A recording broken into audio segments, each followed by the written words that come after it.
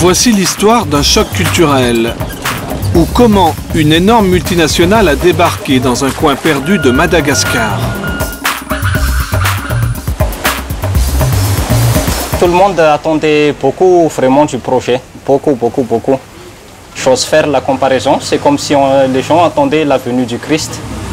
Ils se sont dit, ça y est, c'est le jour de délivrance. Il était une fois une petite ville, loin de tout. Fort Dauphin, planté sur une péninsule presque inaccessible, à plus de 2 jours de piste de la première ville.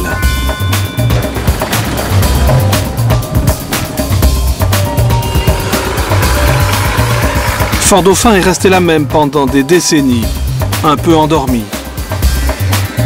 Et un beau jour, Rio Tinto, un groupe anglo-australien déjà présent dans 50 pays, s'est installé à quelques kilomètres de la ville.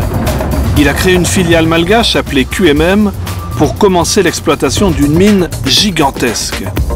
En un clin d'œil, un énorme complexe est sorti de terre, mais aussi un port ultramoderne et une route bitumée à la perfection.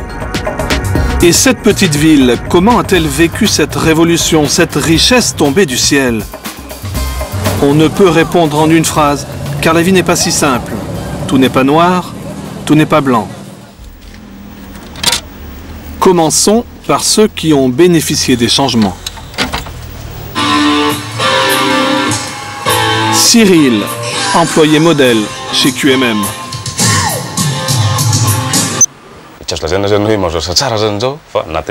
On ne peut pas dire que j'ai le meilleur travail, mais je fais partie des gens qui veulent s'enrichir. J'essaie de me débrouiller pour avoir toujours mieux. Cyril possède le niveau Bac+4, technicien supérieur. Il a pu saisir sa chance quand il était lycéen et a poursuivi ses études grâce à son employeur. Ils ont organisé un concours pour avoir une bourse. J'y ai participé. Il faut dire que j'étais parmi les meilleurs élèves. Départ de l'équipe de nuit.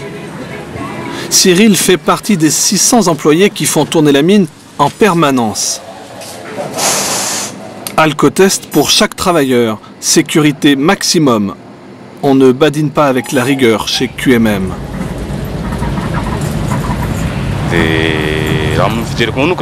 À mon avis, la mine est bénéfique pour Fort Dauphin, car il va y avoir du travail pendant au moins 65 ans. C'est déjà quelque chose pour le développement de Madagascar. Avec tout l'argent qu'il y a autour du projet, ça fait vivre de nombreuses familles. Cyril va retrouver la machinerie high-tech de l'usine flottante. QMM a refusé de nous laisser filmer ce centre névralgique. Nous serons tenus à distance. La mine, la voilà 2 jours. Le sable de plage cachait un trésor, l'île Ménite. De petits grains de minerai noir très recherchés. L'exploitation se passe dans ce bassin. La plus petite machine, une drague, aspire la terre et l'eau avec une foreuse enfouie dans le sol. L'usine flottante, elle, sépare le sable de l'île Ménite plus lourde à l'aide de centaines de spirales. Et l'île Ménite, c'est quoi au fait?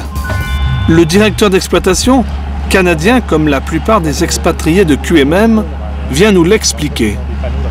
L'île Ménite, qui est un oxyde de titane, comporte une partie de fer. Et c'est seulement dans les étapes vraiment finales de la transformation de cette île Ménite que l'on verra la teinte blanche associée au pigment apparaître. Et oui, ce minerai noir comme le charbon sert bien à faire du pigment blanc. Le blanc que vous trouvez quasiment partout. Dans les plastiques, les peintures, les dentifrices, les papiers, partout. C'est dire son importance stratégique. On vous l'avait dit, dans cette histoire, rien n'est blanc, rien n'est noir.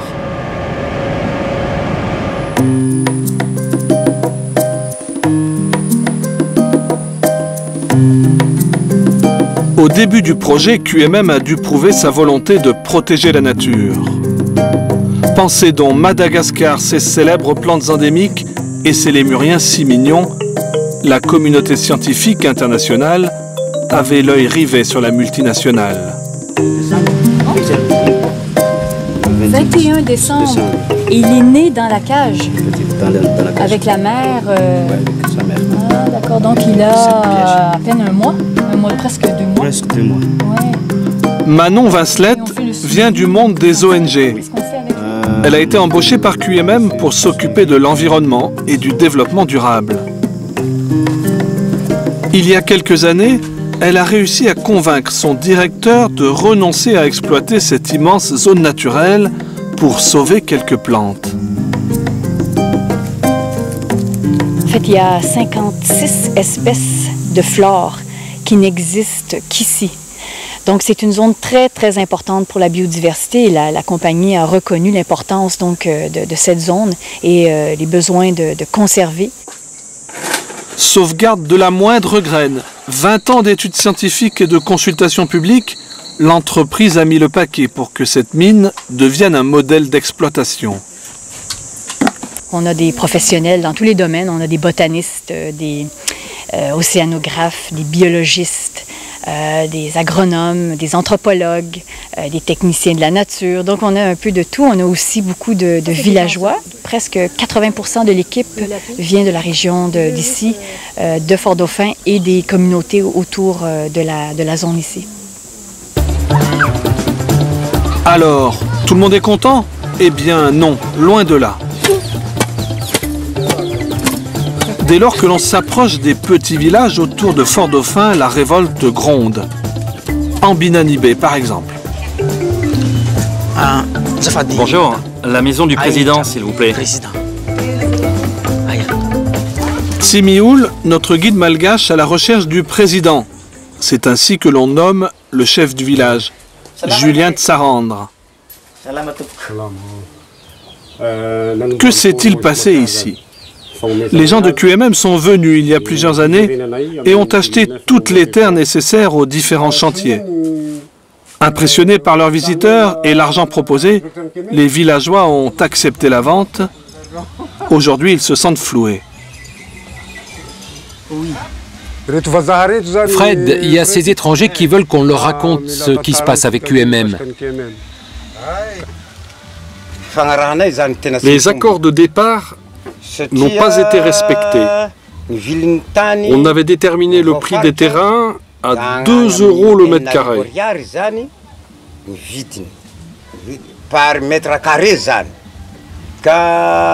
Mais plus tard, ils ne nous ont donné que 3 centimes le mètre carré dans un premier temps. Et puis finalement, 15 centimes le mètre carré. La terre, chez les Malgaches, possède un caractère sacré. Traditionnellement, c'est tout ce que l'on lègue à ses enfants. Alors, une fois le pécule dépensé, les gens ont réfléchi. Cette terre, ils auraient pu la garder pour toujours. La vérité, c'est qu'on n'a pas besoin de QMM dans cet endroit. Ils nous ont apporté que les difficultés. Toute la population est presque écœurée à cause du non-respect des accords. Surtout moi, le président. Ça finit par affecter mon mental. Le village a déjà perdu un bout de sa terre et en plus, il a perdu un petit bout d'océan.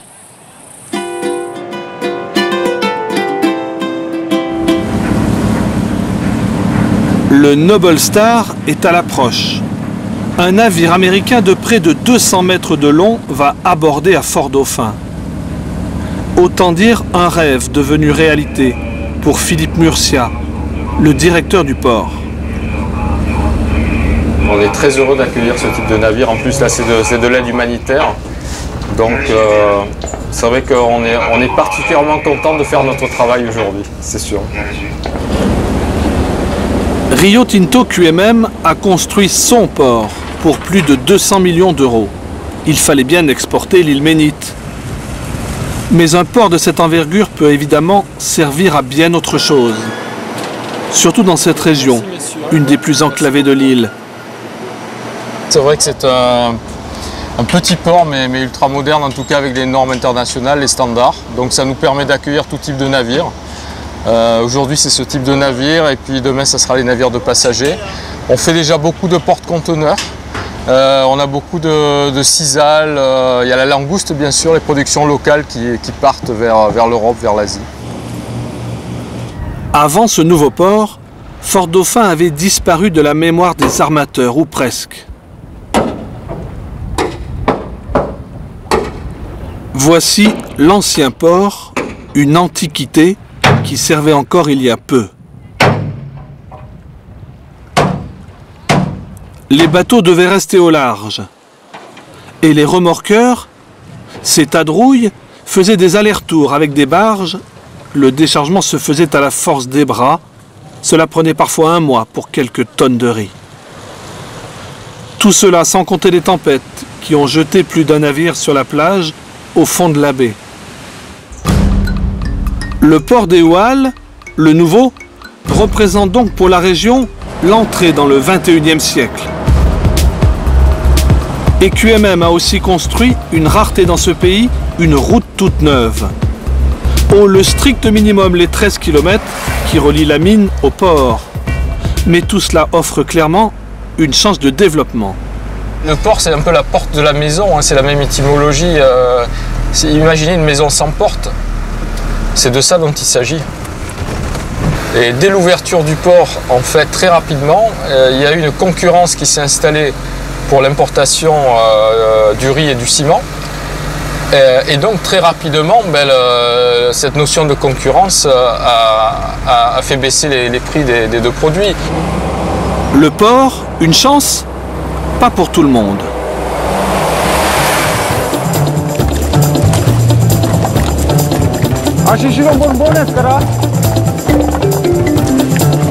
Nous retrouvons Julien de Sarandre, le président.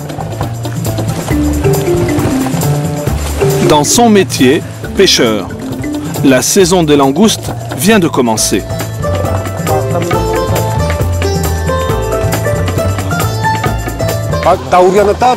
Depuis les travaux du port, on est obligé de pêcher de ce côté-là.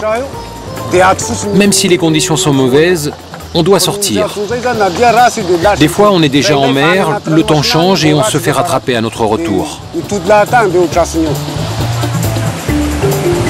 Au premier plan, la plage où doivent accoster les pêcheurs maintenant. En fond, le nouveau port, construit bien sûr à l'endroit le plus abrité. Un endroit qui servait avant à des centaines de piroguiers. Ils n'ont plus le droit de pêcher et d'accoster là-bas.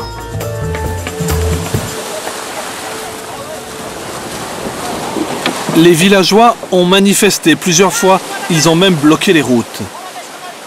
Les autorités perçoivent cela comme du chantage, du genre, ils ont eu un peu d'argent de QMM et maintenant ils en veulent plus. Mais ici, sur cette plage, il s'agit pourtant d'une question de vie ou de mort. Les pêcheurs risquent leur vie pour faire vivre leur famille, quoi qu'il arrive, même si c'est dangereux. Il y avait déjà pas mal de victimes avant, mais là, il y a eu 20 morts en plus et 45 pirogues ont été endommagées.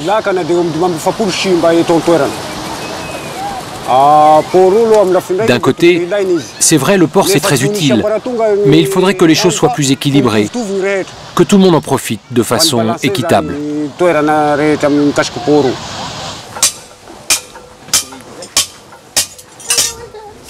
Pour aider les villages touchés par l'exploitation de la mine, QMM a financé des projets étiquetés développement durable, évidemment. Des centaines d'emplois ont été créés. Ici, une forge recycle les métaux des chantiers pour en faire des charrues.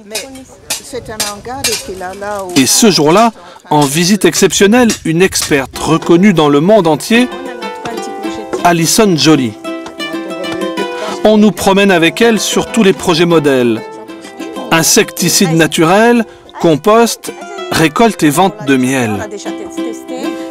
Alison Joly est rétribuée par QMM pour rendre des rapports sur l'environnement et les projets sociaux. Elle reconnaît pourtant que le social fut la dernière préoccupation des dirigeants. Merci, monsieur le L'apiculturiste.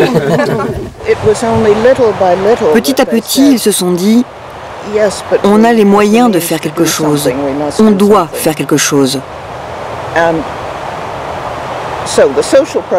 Les projets sociaux ont mis longtemps à décoller.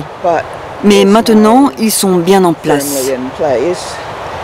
Vous savez, les programmes sociaux sont très durs à faire. Quand il y a tant de gens pauvres, vous ne pouvez pas demander à une société minière qui est là pour faire du profit de remplacer le gouvernement. Mais au moins, ils essayent quelque chose. À propos de social, nous avons trouvé dans les quartiers les plus déshérités de la ville un témoin. Tsilav, tatoueur de son état. Il représente, disons, l'âme populaire de Fort-Dauphin. Le tatouage est une création personnelle, la machine aussi. Ça, c'est du plastique et les porte-mines, la tête pour porter les aiguilles. Le bon interrupteur local et le chargeur de téléphone Motorola. Donc, faute de mieux, on fait avec les moyens de bord, quoi. Le jeune homme cumule les petits boulots pour s'en sortir. Et pourtant, au menu de chacun de ses repas, seulement un peu de riz. Moi, par exemple, un demi-complet pour toute la journée. Le repas du midi, j'en laisse la moitié, je le mange le soir. Et c'est pas que j'ai pas envie d'un bon repas, mais c'est la nécessité qui oblige. Pendant 2 ans, les travaux autour de la mine ont amené une activité frénétique. Hôtels, restaurants et voitures neuves ont poussé comme des champignons. Et il y avait aussi la promesse de rénover la ville entièrement. Les habitants devaient pouvoir profiter des installations top modernes de QMM. Hôpital, électricité, eau courante. Déception. Normalement, toutes les routes dans la ville devaient être faites. Il y en a qui se sont faites un peu en périphérique, surtout. Mais dans le centre-ville, ben, comme là, ça fait 5 ans qu'on a ce truc-là. Et avec les grosses pluies, pas moyen de passer. Les investissements massifs de la mine ne bénéficient qu'aux employés de QMM ou des sous-traitants. On a eu 2-3 trottoirs qui ont été faits, quelques mètres de route, mais c'est pas mangeable. Et ça ne donne pas des sous à ceux qui n'en ont pas. Et ça ne donne pas de travail aussi. Pour les plus pauvres, la grande entreprise reste un rêve intouchable. Ce travail n'est pas fait pour nous. On a des enfants tout petits. On n'a pas les moyens de prendre des nounous.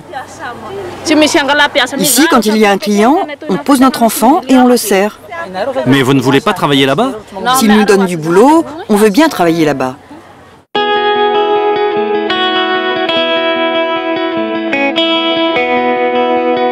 Les gens du coin appellent cet endroit les lacs au nord de la ville.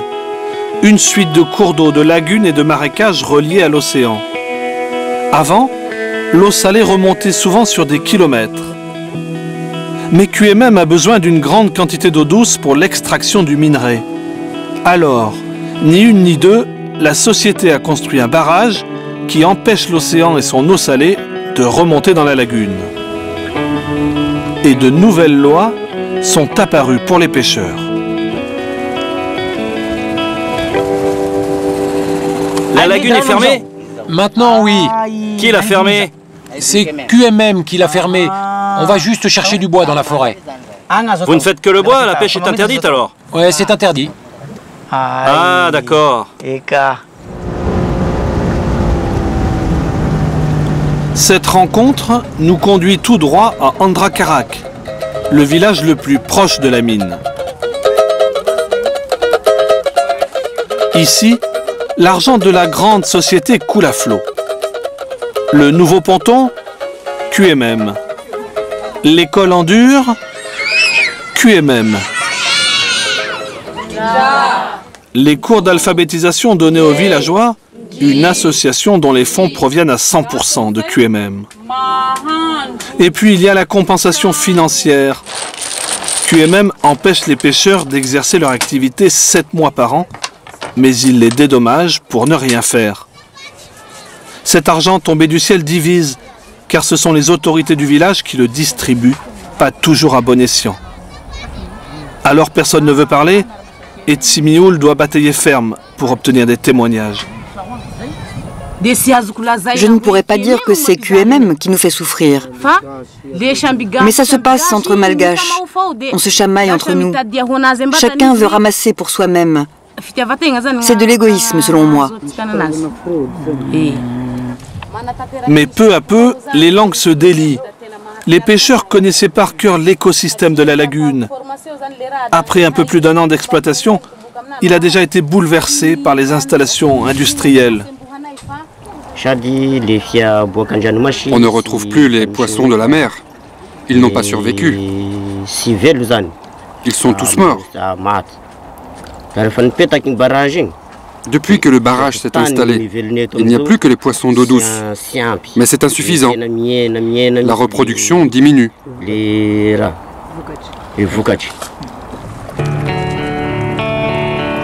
Et le problème, c'est que seul QMM pratique des analyses de l'eau.